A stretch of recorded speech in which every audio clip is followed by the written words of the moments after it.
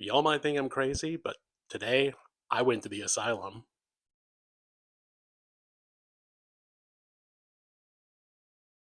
Today I watched the first asylum movie I've ever seen that was not a Sharknado. And this came about because my son came up to me and asked me if I'd watched a horror movie with a backflipping scarecrow, and I'm just like, tell me less. I need to watch this.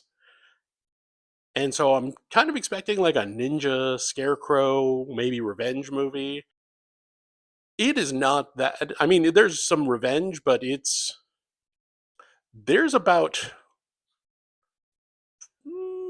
45 minutes of story in this 90-minute feature, and there's so much filler in here, it's almost obscene. I mean, the credits, the opening credits are about 5 minutes. The end credits take up about as much time as a crowd-funded feature where they have to get everybody's name into it, and there is not nearly as many people involved. And then we have in the middle, I'd say conservatively 15, 60 to 90-second montages. The first act, especially, just takes forever. And everybody in this movie is just a huge prick. Like, I've never seen a teacher, like, call a student's mother a whore in the middle of class. It's incredibly unprofessional. You know she's gonna die. You don't feel bad for anybody. Everybody who in this movie who dies is just a bastard. So it's just like, all right, well, I guess we're stacking. We're just padding our numbers at this point. We've got our main character, Lester, who is just this put upon 35-year-old teenager. Actually, all the teenagers are in their mid to late 30s by the looks of it. It very much gives hello, fellow kids. And the budget also, it feels like I'm watching an episode of, like, Are You Afraid of the Dark? Especially with the framing device where it is a ghost story that somebody's telling. Yeah, it has that same budget, it has the same vibe. Like, even the opening credits have, I think, the same font that they use in either Goosebumps or Are You Afraid of the Dark? So it may just be a stock font that came in the editor. And it was, I kept waiting for it to go back to the Midnight Society around the fire at the end of the movie. Alas, that did not happen. But there's a crap ton of licensed music, so I assume that's where most of the budget went to.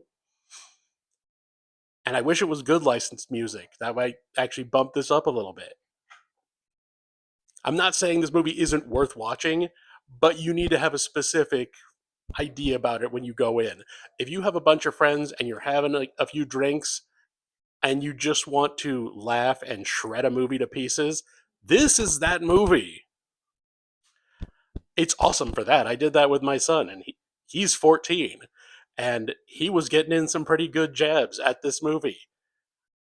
And it's just ridiculous that, like, people put money into this, and they're obviously, like, they wanted to do more, but they didn't have the money, and they didn't know how to shoot a lot of it. Like, there's one scene where the scarecrow is supposed to be shot multiple times, but because they couldn't either afford it or they didn't have the footage anymore of the scarecrow getting shot multiple times, they just used the exact same shot 3 times in a row, just back to back. There's no breaks. It's not like one shot, they cut away to something, he gets shot again, and it's in the same spot. It's like they're editing to almost show like it was a really good shot. And if it is 3 different shots, that the deputy has immaculate aim because he hit the exact same spot every single time. Yeah, I mean, most of the characters, like most of the actors in this movie, like they haven't done a lot. Like, weirdly, Danny Elfman's brother is in this movie. And apparently this is where my mic crapped out. But as I was saying, Danny Elfman's brother plays the sheriff in this movie, and he looks like a weirdly buff version of Danny Elfman.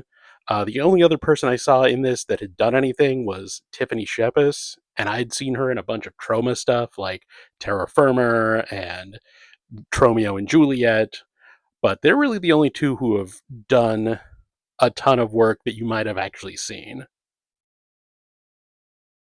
But at this point, yeah, this movie was actually only available on YouTube, unless you wanted to pay actual money for it to Amazon or Apple. And I'll be back with another one tomorrow in the meantime.